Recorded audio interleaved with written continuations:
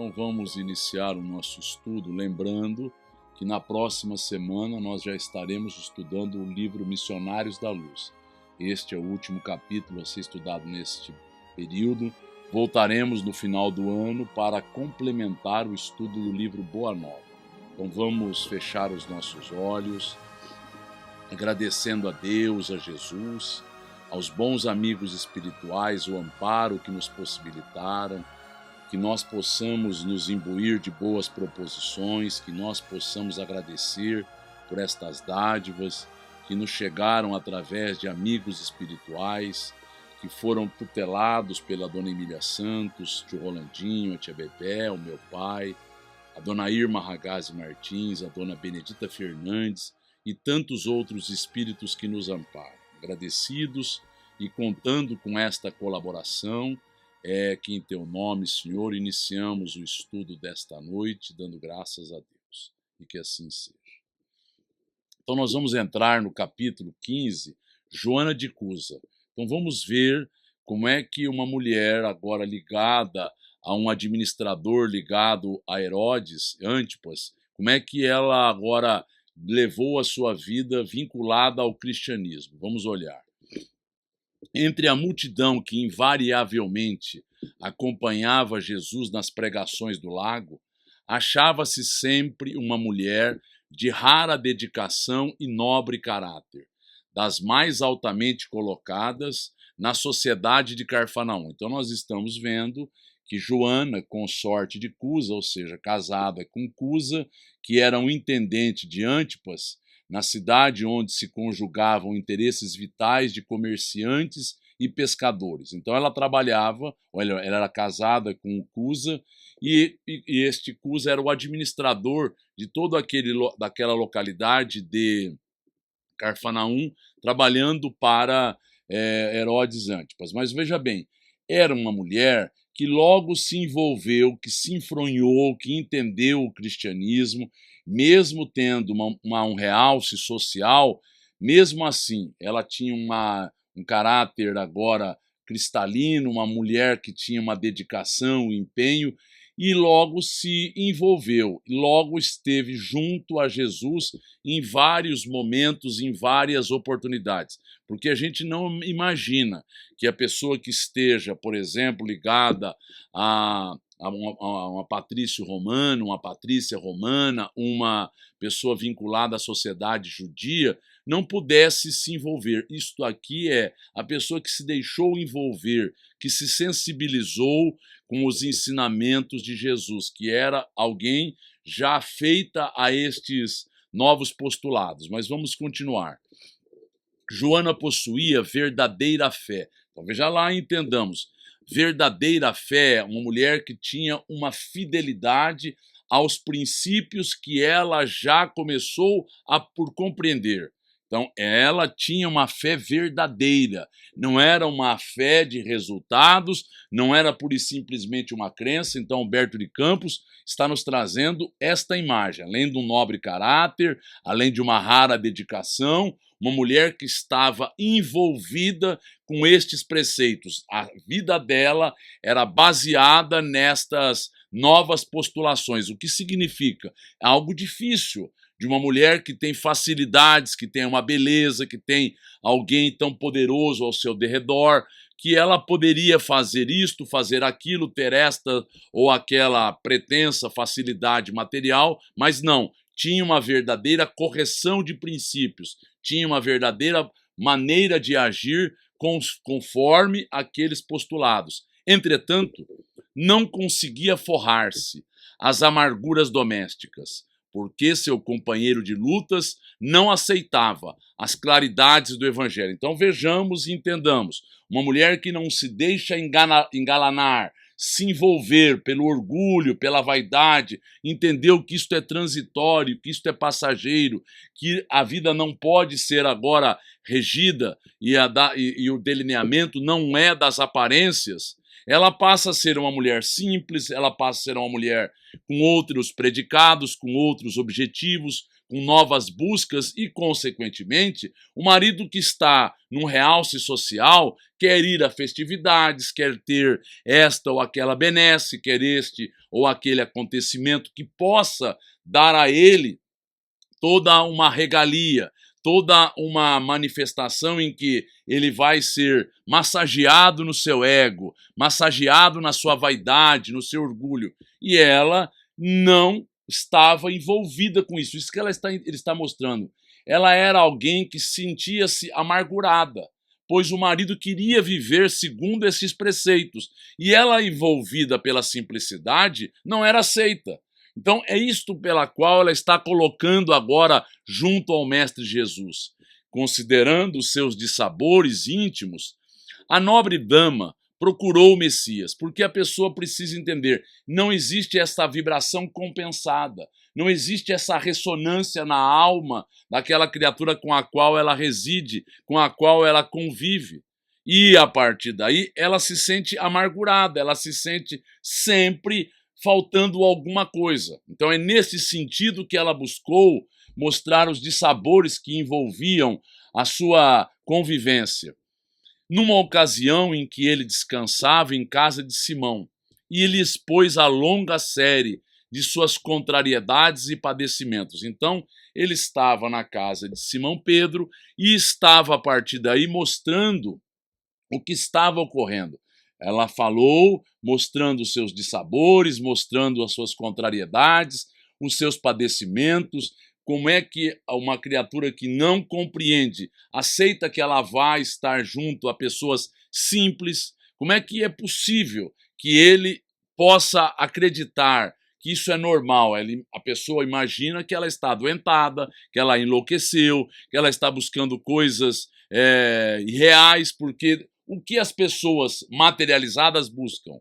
Buscam o poder, buscam o dinheiro, buscam o realce, buscam a beleza, buscam isto e aquilo, as aventuras. E quando alguém, estando nestas possibilidades, não comunga destes mesmos apetites e apelos, ele é tido e havido como alguém que está desconectado com a realidade, alguém que está fora de si.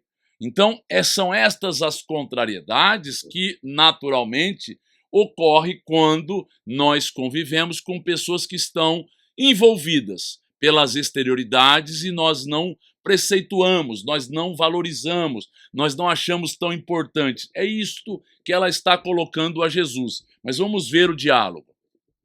O esposo não tolerava a doutrina do mestre. Então nós estamos mostrando aqui a casa singela aqui de Simão Pedro e a casa aqui ornamentada em que ela residia.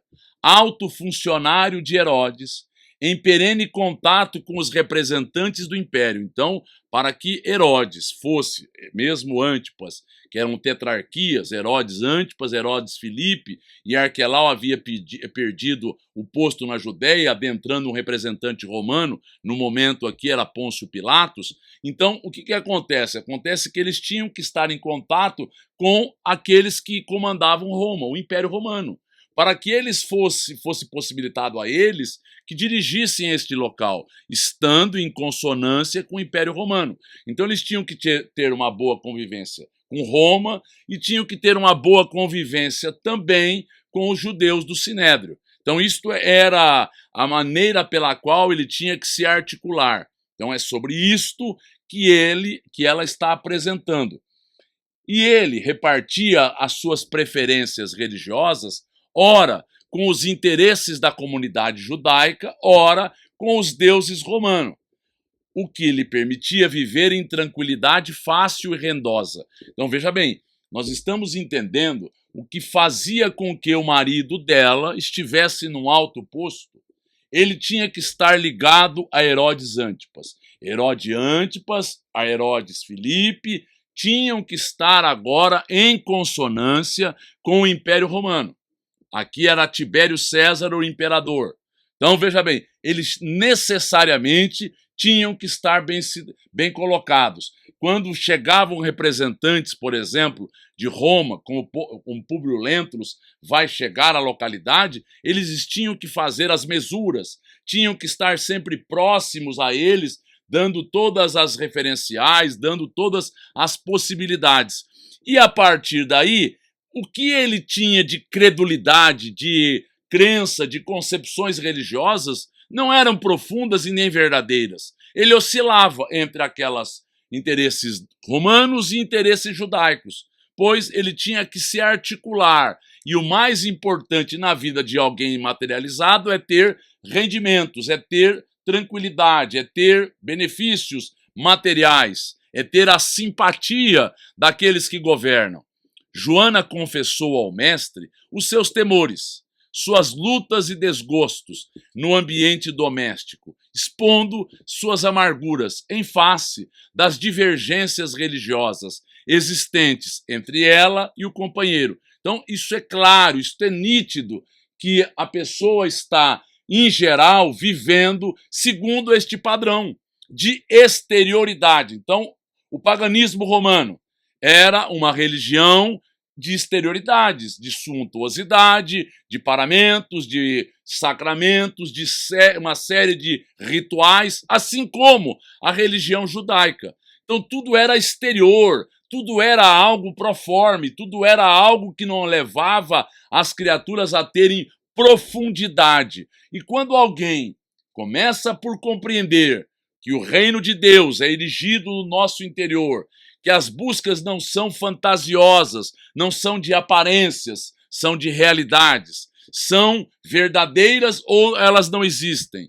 São coisas que nós precisamos entender. E ela havia entendido, ele está nos mostrando verdadeira fé, verdadeira fidelidade a estes princípios. Consequentemente, ela vivia não se arvorando, não imaginando de forma prepotente que fosse mais do que os outros. E a partir daí surgiam estas divergências. Um vivendo para as exterioridades e outro vivendo para uma vida profunda. E aí como é que a relação se faz? Um tem um verniz social, outro tem realidades profundas que não quer aparentar, que quer viver de uma forma tranquila. Então passa a existir estas amarguras, estas lutas e estes desgostos.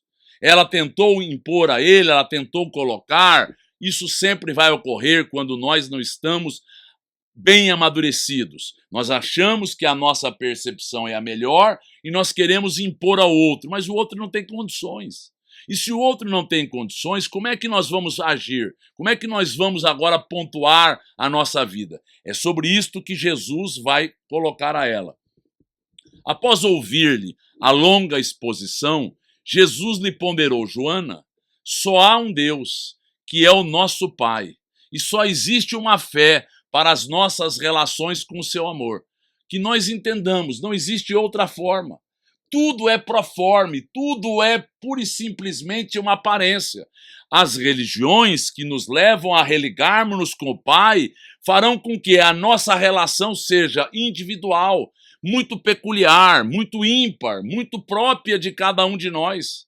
E, consequentemente, nós não temos que ter maneirismo, nós não temos que ter isto ou aquilo, nós temos que ter algo profundo, algo verdadeiro. Então, as nossas relações com o amor do nosso Pai tem que ser algo fiel, algo que retrate a nossa convicção.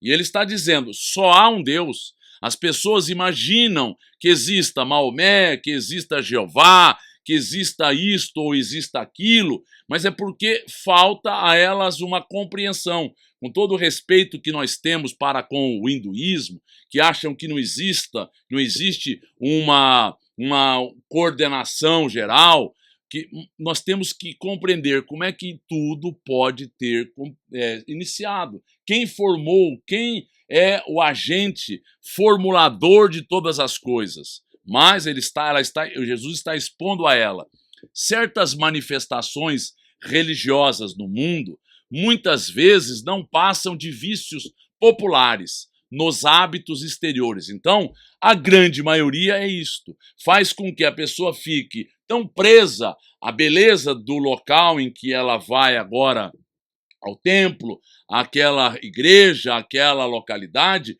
e faz com que isso seja algo que chame a atenção dela. e ela fique tão bem situada, ela se sente tão bem acalentada, porque ela vive segundo as aparências. E as aparências são respondidas neste local de luxo, neste local de obras de arte, neste local em que mostra todo um poderio, todo um engalanamento, todo agora um sacramento, todo um ritual, toda uma certeza que tudo está certo.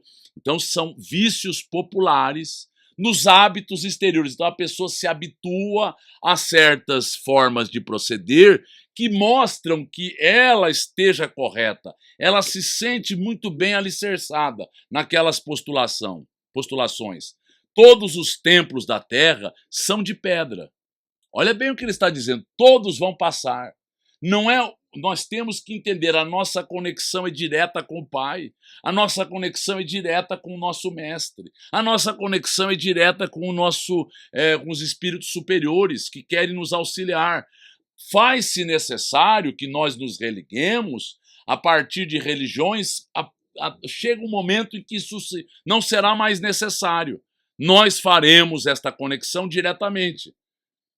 Eu venho em nome de Deus abrir o templo da fé viva no coração dos homens. Quando isso se instaurar, não mais necessitaremos ter uma ornamentação, um templo exterior, um distintivo, um dístico ou o que quer que seja. Nós estaremos conectados, a nossa consciência com o nosso Pai, a nossa consciência nos reavaliando, nos dando agora méritos e créditos e débitos, nos mostrando erros e acertos, não para que fiquemos envaidecidos, para que fiquemos certos que sempre poderemos melhorar e certos de que poderemos retificar aquilo que não fizemos a contento, mas o templo da fé viva vai se instaurar quando eu estabelecer dentro de mim mesmo um reino de Deus. Eu estarei situado, como Cristo nos disse, eu e o Pai estamos em unidade.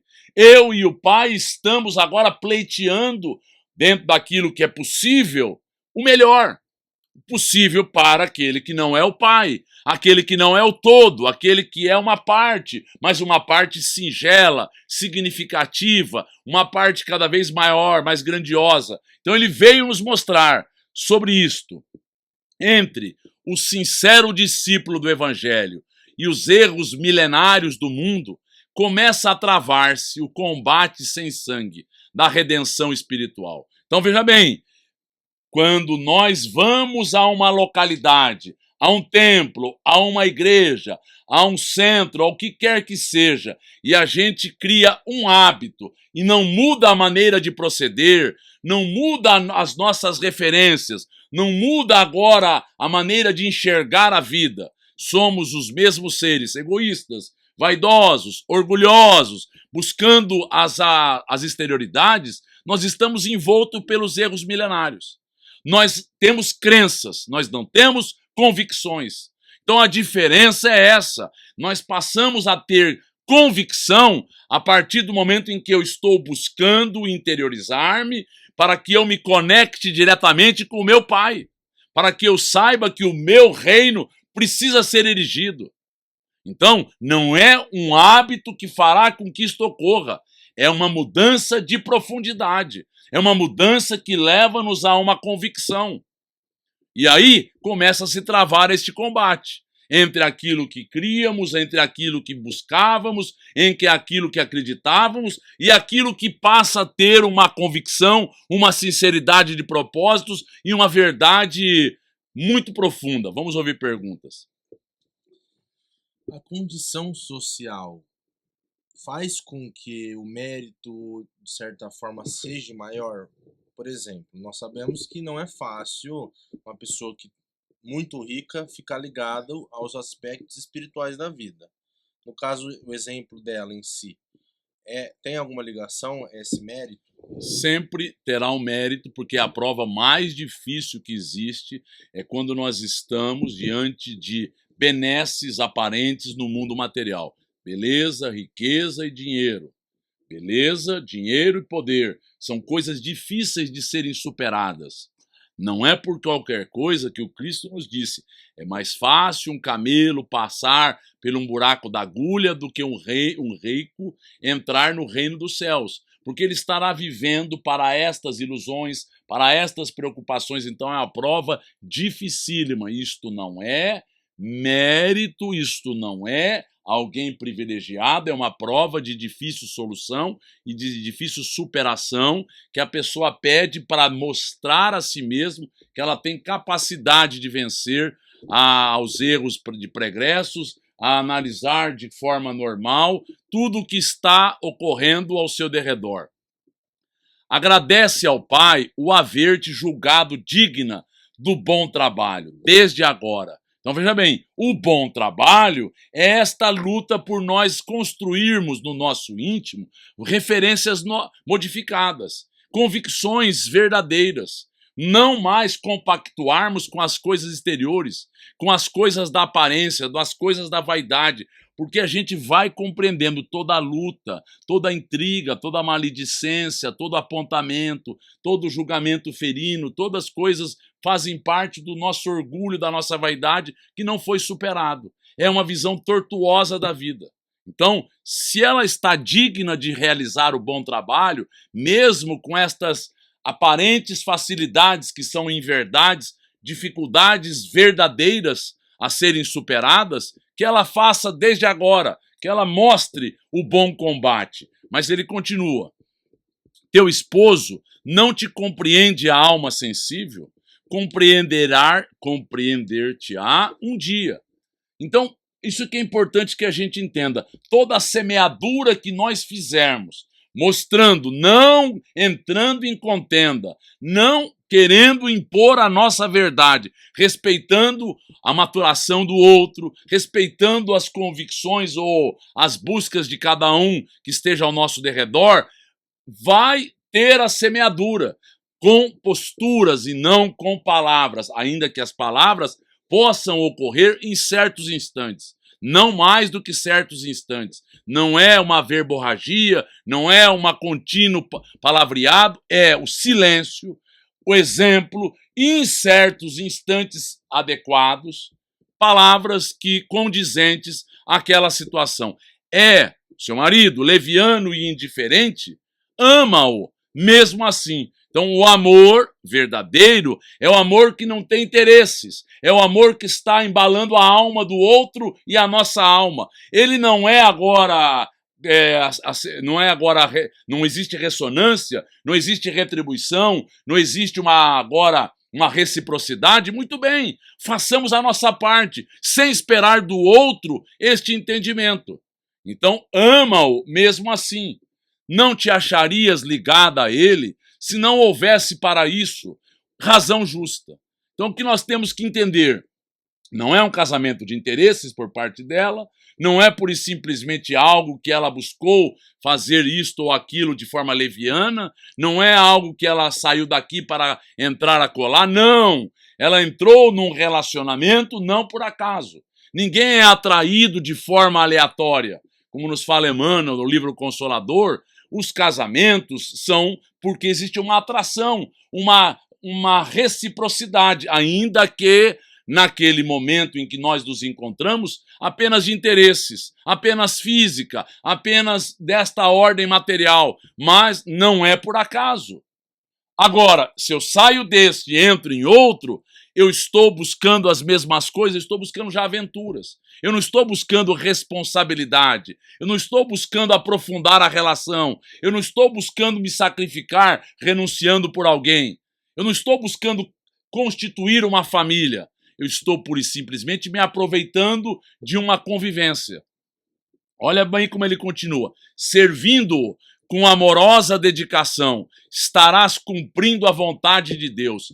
Todas as vezes em que nós estivermos nos sacrificando, renunciando, nos dedicando a alguma coisa, no caso, a uma relação humana, nós estamos semeando coisas que vão vicejar adiante, coisas que vão aos poucos produzir na criatura, em nós e no outro, novas euforias, novas proposições e novas buscas. Porque virão as desilusões, virão agora os desalentos, virão as decepções, Virão agora situações difíceis adiante, em que a pessoa vai ter a soledade, vai ter relacionamentos difíceis, para que ele aprenda a valorizar aquilo que ele não soube valorizar no momento adequado. Falas-me de teus receios e de tuas dúvidas. Deves, pelo Evangelho, amá-la ainda mais. Ou seja, ela estava receosa pelo que mesmo? Que ela claudicasse ou que ela não aceitasse aquilo que ela estava expondo, porque o marido poderia, pura e simplesmente, não compactuar e separar-se dela, como se ela fosse alguém infiel, alguém ingrata, alguém que não estava sabendo utilizar-se das postulações que lhe eram agora favoráveis. Olha o que ele está dizendo. Deves, pelo Evangelho, aconteça o que acontecer, faz a tua parte. Ama ainda mais. Compreende a este homem. Faz a tua parte não querendo a retribuição, não querendo a reciprocidade. Isso por hora é impossível. Os sãos não precisam de médico. Se você está saudável, se você entendeu o que é mais importante na vida, se você entendeu que as relações a serem, a partir de agora, buscadas são de profundidade, se você não estava afeita a estas buscas outrora, antes, agora você está. Então que você lembre-se, agora é de inteira responsabilidade sua levar adiante estas boas postulações, esta boa conduta. Além disto, não poderemos colher uvas nos abrolhos, ou seja, não dá. A gente vai colher uva na videira. Mas poderemos, olha bem o que ele vai dizer, mas podemos amanhar o solo, um solo inóspito, um solo hostil, vamos amanhar, vamos fazer com que ele seja produtivo, que produziu cardos, é uma planta, envenenadas. Então produziu agora neste solo cardos, plantas envenenadas, a fim de, neste solo que foi cultivado, nele mesmo vamos cultivar a videira maravilhosa do amor e da vida. Isto é uma semeadura, isto é uma renúncia, isto é um sacrifício, isto é uma plantação. Não existe em coisas fáceis, em nada na vida, se nós não nos imbuirmos de boas proposições, de superarmos as adversidades com naturalidade, de entendermos que as coisas profundas, para serem agora aproveitadas e vividas desta ordem, precisam ser, com muito boa vontade, plantadas, semeadas. Que nós nos empenhemos nisto, que nós busquemos isto, que nós aproveitemos disso, para que isto viceje e produza agora numa videira uvas de amor, uvas de vida, de dedicação. E olha como ele continua colocando a ela. Joana deixava entrever no brilho suave dos olhos a íntima satisfação que aqueles esclarecimentos lhe causavam, mas, patenteando todo o seu estado da alma, interrogou: Mestre, vossa palavra me alivia o espírito atormentado. Então o Cristo fez com que ela entendesse. Você entendeu a boa nova? A boa nova, por hora, ainda é para poucos. A boa nova ainda é motivo de ridicularizações, de humilhações. Imaginemos a este momento, muito mais. Eram poucos os corações sensíveis e afeitos a estas novas postulações. E, consequentemente, ela teria que se sacrificar, teria que ser fiel aos seus postulados, mas não querer impor ao outro outros horizontes. Isso viria ao tempo, na hora devida, com plantação carinhosa dos exemplos, do sacrifício, da renúncia. Olha o que ele continua. Entretanto, ela vai dizer: sinto dificuldade extrema para um entendimento recíproco no ambiente do meu lar. Não existe possibilidade de um entendimento recíproco que alimente a alma, porque é isso que as pessoas buscam nos relacionamentos. Quantos se casam completamente uns para com os outros? Nós casamos fisicamente, nós casamos vibratoriamente, nós casamos mentalmente, nós casamos afetivamente e nós casamos espiritualmente. Quantos casamentos estão integrados nesses 5 pontos?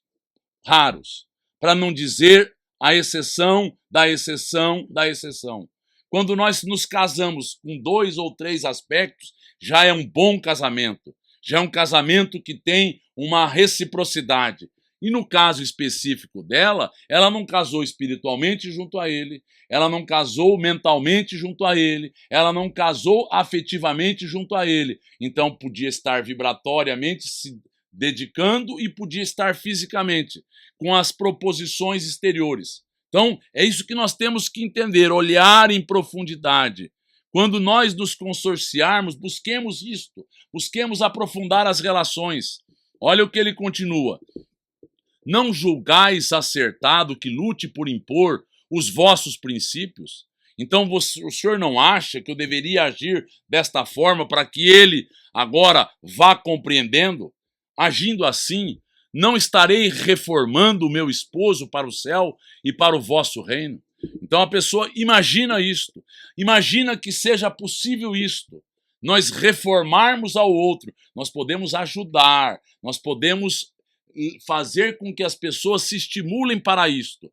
Agora, a busca é individual, a busca não é algo que se faça conjuntamente. Eu posso estimular com exemplos, eu posso em certos momentos com palavras, com proposições mentais, mas eu preciso estar fiel aos meus princípios para que eu possa envolver a outra criatura e ela esteja querendo que isso se estabeleça.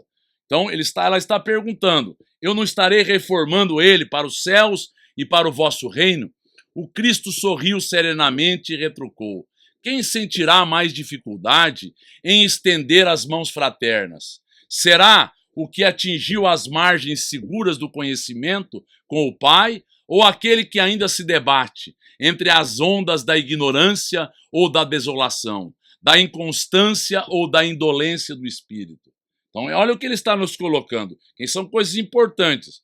Aquele que já entendeu, é mais fácil que ele ceda ou é mais fácil que ceda aquele que está envolvido pelas ondas da ignorância, que acha que a materialidade é a razão da vida, que acha que isto é as coisas são as coisas mais importantes e, portanto, o espírito é indolente. Ele vai alimentar ao corpo, não alimenta ao espírito. O espírito é indolente. As coisas espirituais, ele não está feito, ele tem sono, ele tem cansaço quando se trata de coisas superiores. Ele é inconstante quando se trata de coisas profundas. Por quê? Porque ele está feito às coisas exteriores. E, portanto, qual é mais fácil? Renunciar. Quem tem mais dificuldade em doar-se para que isso se concretize e se faça em boas bases? Então, Cristo está ponderando e vai responder. Quanto à imposição das ideias, continuou Jesus, acentuando a importância de suas palavras. Por que motivo Deus não impõe a sua verdade e o seu amor aos tiranos da terra? É isso aqui que está colocado. Ele deixa o tempo, fazendo com que esta pessoa agiu desta forma, terá o justiçamento, terá a consequência da sua atitude, irá aprender com os próprios erros, irá ser avaliado e poderá ser, a partir daí, aquinhoado desta ou daquela forma, segundo os preceitos que ele esteja utilizando. Então, olha o que o Cristo está dizendo. É mais fácil quem ceder? Quem conhece. Agora, por que Deus não age de forma peremptória? Dá o livre-arbítrio a todos? Vamos ouvir perguntas. Em algum momento da vida material, nós, seres com tantos problemas, né, medianos, a gente deve buscar, em certos momentos, impor as nossas crenças, convencer os outros, ou sempre devemos esperar as pessoas buscarem a nós perguntando sobre as coisas? Nós deveremos impor aos nossos filhos, aqueles que estão sob a nossa custódia, a nossa tutela, para que eles possam agora, num novo momento de educação no planeta, se modificarem. As outras pessoas é pela postura. palavras que as pessoas estejam buscando, elas vão nos suscitar. Que nós não coloquemos pérola aos porcos, não coloquemos antes das pessoas pleitearem, porque aquilo não ressoará de forma adequada. Porque Deus não fulmina com um raio o conquistador desalmado, que espalha a miséria e a destruição, com as forças sinistras da guerra. A sabedoria celeste não extermina as paixões, transforma-as. Como é que nós somos transformados? Pelo tempo, pela ampulheta do tempo, pelo relógio das circunstâncias. Nós somos agora levados ao acordamento pelas consequências desairosas, difíceis, problemáticas que nós estivermos semeando na nossa vida e, consequentemente, na vida do outro. Nós vamos tirando, portanto, as paixões e vamos colocando os sentimentos. E nós vamos tirando a superficialidade e vamos colocando a profundidade, transformando a nossa maneira de enxergar a vida. É uma outra nuance. O tempo, as experiências, o livre-arbítrio, a responsabilização, a lei de causa e efeito, fará com que nós possamos reformular, transformando a nós mesmos. Mas ele continua colocando a ela: aquele que semeou o mundo de cadáveres desperta às vezes para Deus apenas com uma lágrima. O que eu coloquei aqui. A pessoa que guerreou, aquela pessoa que se sentiu poderosa, aquelas pessoas que se levaram e disseminaram destruições, ela pode vir a construir, por exemplo, uma cidade, ela pode vir a construir coisas boas, reparando os seus próprios erros, apenas com uma lágrima, às vezes, ela desperta para Deus. Por quê? Porque algo tocou na vida dela e transformou a ela de uma forma real, verdadeira. O pai não impõe a reforma a seus filhos, esclarece-os no momento oportuno. E qual o momento? No momento dos reveses, nos momentos das dificuldades, em que estamos fragilizados, em que estamos envoltos por uma situação que nós achamos difícil, problemática, e nós achamos desnecessária. Muitas vezes nos revoltamos, mas é ela que vai nos levar à noção exata. Nós somos pequenos, nós somos falíveis, nós somos seres que precisamos dos outros.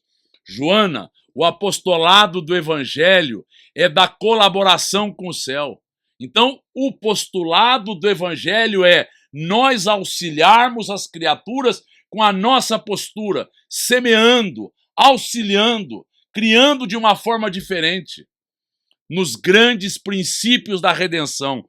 Então, se nós não colaborarmos, aqueles que começam por compreender, se estiverem buscando isto e aquilo simultaneamente, a Deus e a Mamon, estamos equivocados. Nós não ou buscamos isto ou aquilo. Olha o que ele vai dizer: ser fiel a Deus, amando o teu companheiro. Então, erigindo um lar, que é a construção espiritual na nossa casa, fazendo com amor, com denodo, com empenho, com dedicação.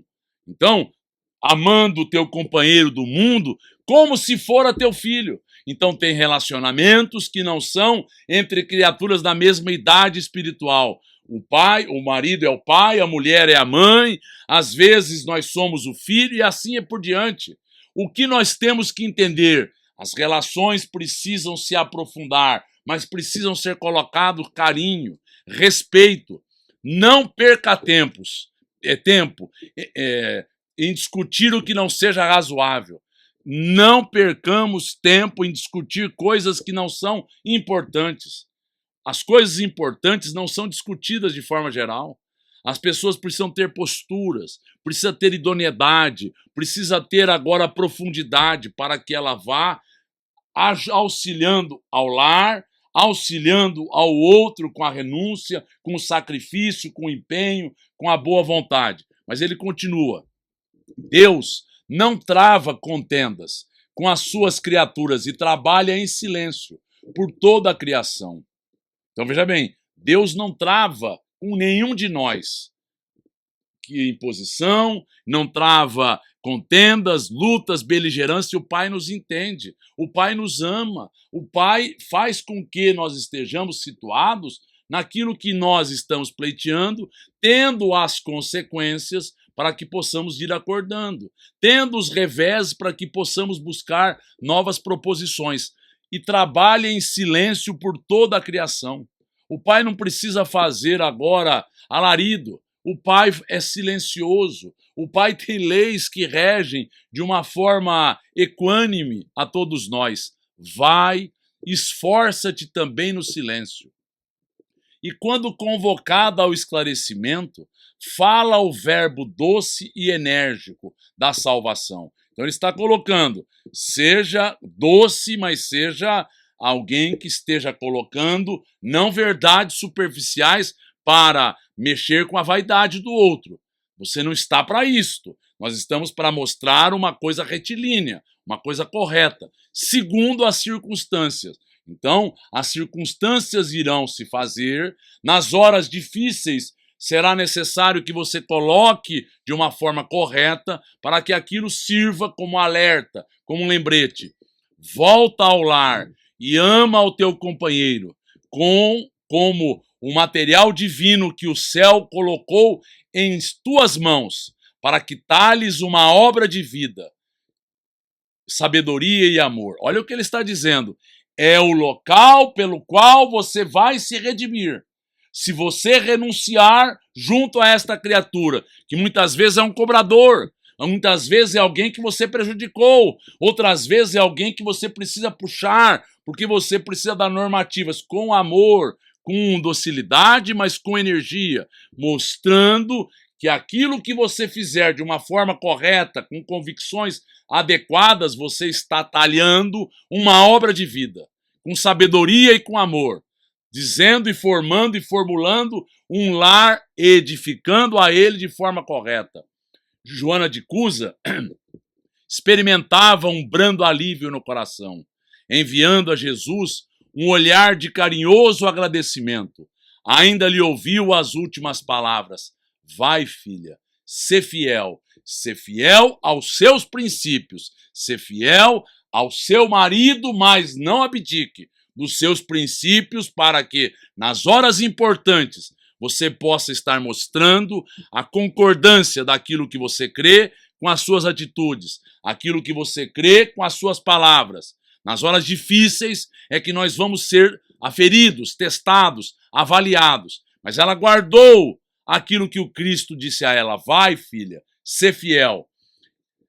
Desde este dia memorável para a sua existência, a mulher de Cusa experimentou na alma a claridade constante de uma resignação sempre pronta ao bom trabalho e sempre ativa para a compreensão de Deus. Então, a partir deste instante, ela pôde estar sempre atenta para não esperar recompensas, a não buscar contendas e beligerâncias, sempre renunciando, sempre se sacrificando, sempre sendo resignada, como se o ensinamento do mestre estivesse agora gravado indelevelmente em sua alma. Considerou que, antes de ser esposa na terra, já era filha daquele pai, que do céu lhe conhecia a generosidade e os sacrifícios. É isto. É isso que nós precisamos entender. Ela era filha do pai, ela precisava buscar ao pai, ela precisava acalentar a sua alma estando em consonância com o pai, não tendo recompensas, não tendo reciprocidade, mas que ela entendesse. Isto era fundamental. Vamos ouvir perguntas. A gente vê que em algumas dessas histórias, essa transformação que Jesus promoveu na vida das pessoas. Pensando que muitas pessoas procuraram ele, mas nem todas tiveram essa conversação, que nem a de Joana, dos apóstolos. Aqueles que tiveram essa conversação mais íntima, mais profunda, voltaram a errar, voltaram a não praticar aquilo que ele falou? Alguns vieram a tergiversar, alguns vieram a claudicar e serão responsabilizados de forma mais intensa pelo que receberam. Assim como por Lentulus. Quando ele foi na calada da noite, o Cristo vai dizer a ele: ou este minuto pode levar você à renovação, ou só a noite dos séculos. É isso que nós temos que entender. Quando recebemos demais, nós somos responsáveis de forma mais intensa pelo que recebemos. Seu espírito divisou em todos os labores uma luz sagrada e oculta. Em tudo que ela foi fazer, ela começou a ver, entender que tinha algo a luzir, algo a ser feito com carinho.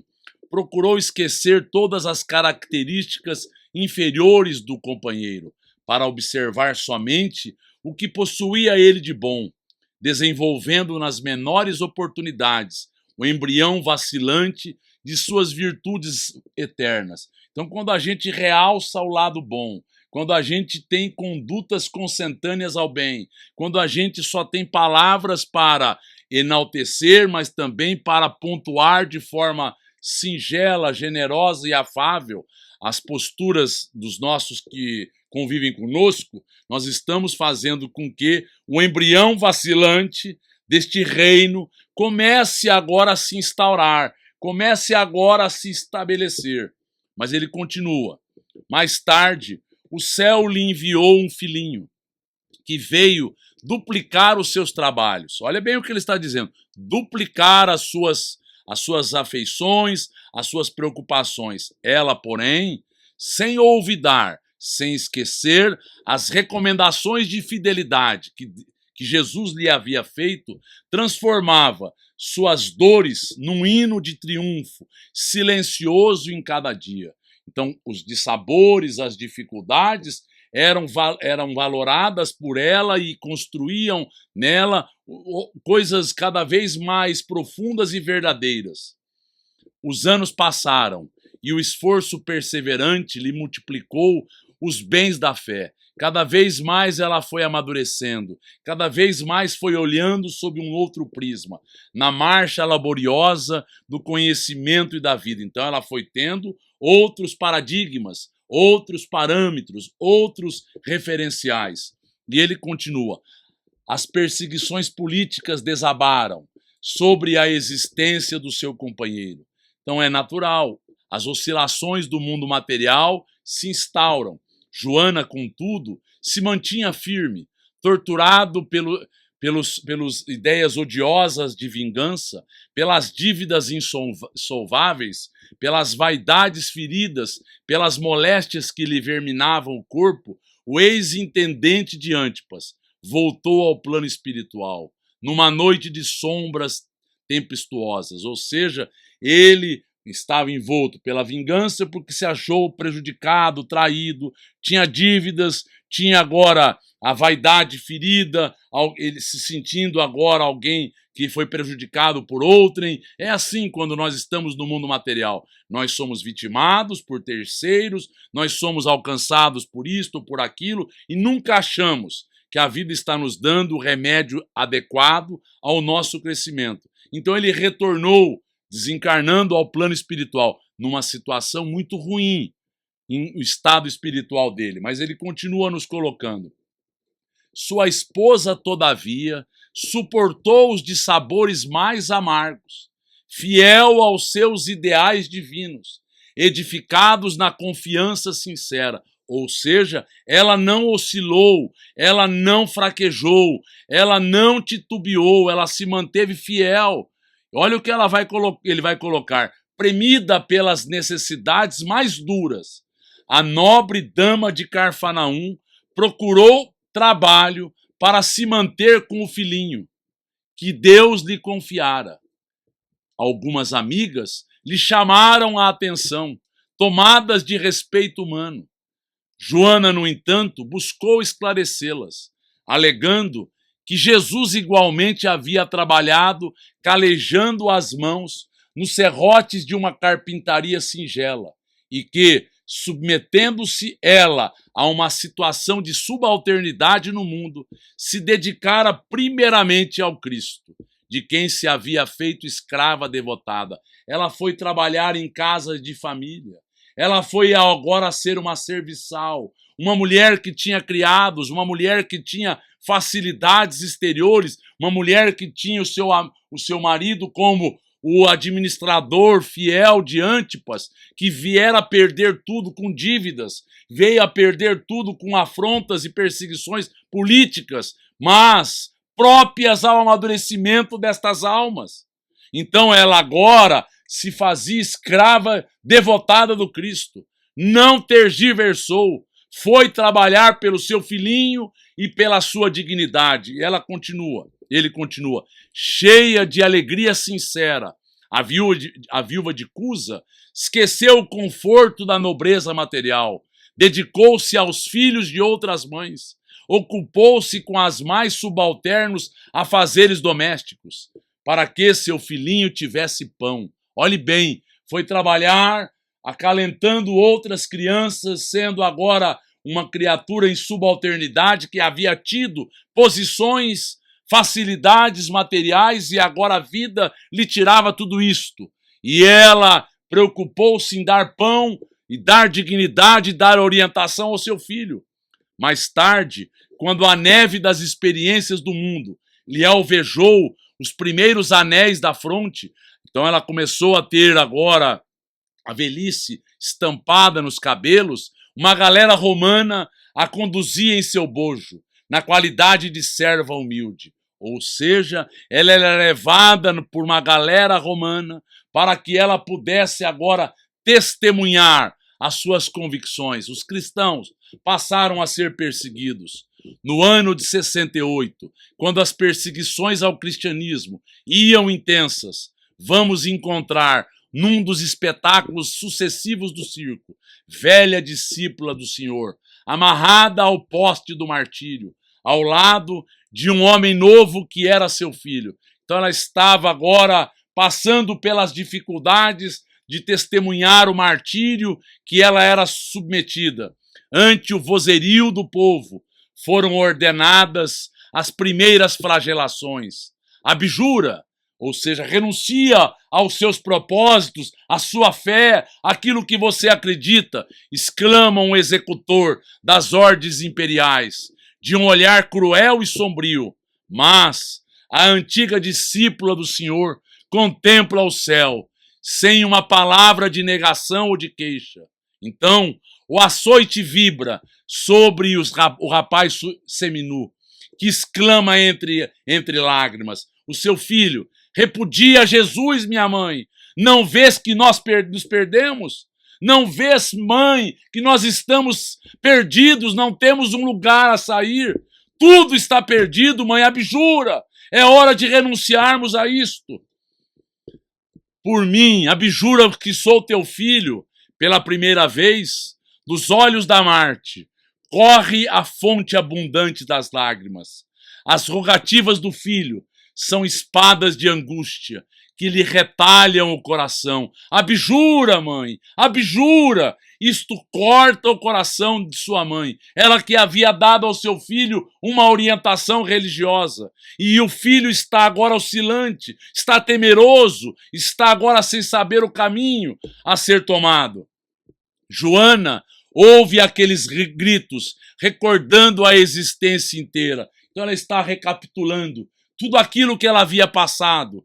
O lar risonho e festivo, as horas de ventura, os desgostos domésticos, as emoções maternais, os fracassos do esposo, sua desesperação e sua morte, a viuvez, a desolação e as necessidades mais duras a nível material. Ela passou em revista tudo pela qual ela havia passado. Em seguida, ante os apelos desesperados do filhinho, recordou que Maria também fora mãe. E vendo o seu Jesus crucificado no madeiro da infâmia, soubera conformar-se com os desígnios divinos. Ela lembrou-se de Maria, que passara por esta situação vexatória, humilhante, um desgosto na sua alma, mas ela soube se conformar com os desígnios do Pai e passou de forma serena. Acima de todas as recordações, como alegria suprema de sua vida, pareceu-lhe ouvir ainda ao mestre, em casa de Pedro, a dizer-lhe: vai, filha, sê fiel. Então possuída de força sobre-humana. A viúva de Cusa contemplou a primeira vítima ensanguentada e, fixando no jovem um olhar profundo e inexprimível, na sua dor e na sua ternura, exclamou firmemente: cala-te, meu filho. Jesus era puro e não desdenhou o sacrifício. Saibamos sofrer na hora dolorosa, porque acima de todas as felicidades transitórias do mundo, é preciso ser fiel a Deus.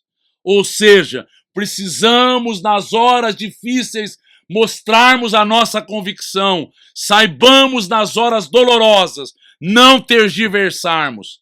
E é isto. O Jesus não desdenhou do sacrifício para nos mostrar. Ele era puro. Ele não precisava destas provas, destas expiações. E mesmo assim, não renunciou ao testemunho. A este tempo, com os aplausos delirantes do povo, os verdugos incendiavam em derredor achas de lenha embebidas em resina inflamável. Em poucos instantes, as labaredas lamberam o seu corpo envelhecido. Joana contemplou com serenidade a massa de povo, que não lhe entendia o sacrifício.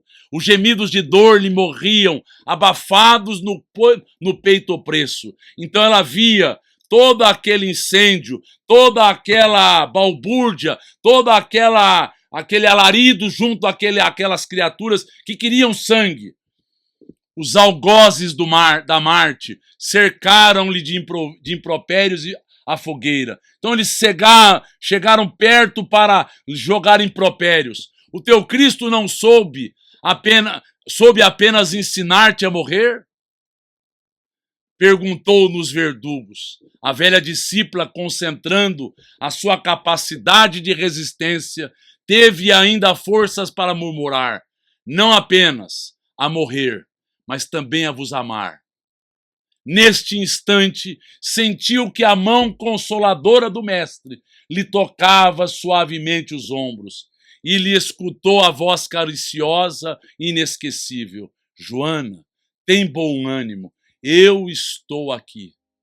E aí ele levou Joana, que nós nos lembremos de sermos fiéis, de sermos as criaturas que não tergiversam diante dos dissabores e das desilusões.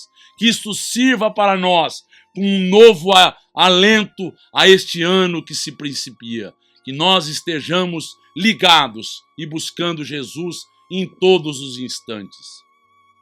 Vamos agradecer ao estudo até então desta obra gigantesca, que ela possa embalar as nossas vidas e as nossas almas. Agradecido, Senhor, por esta oportunidade, a estes amigos bondosos, finalizamos o nosso estudo por hora deste livro para recomeçarmos o Missionários da Luz e retomarmos o livro Boa Nova no final deste mesmo ano de 2025. Que as tuas bênçãos estejam conosco, agora e sempre, e que assim seja.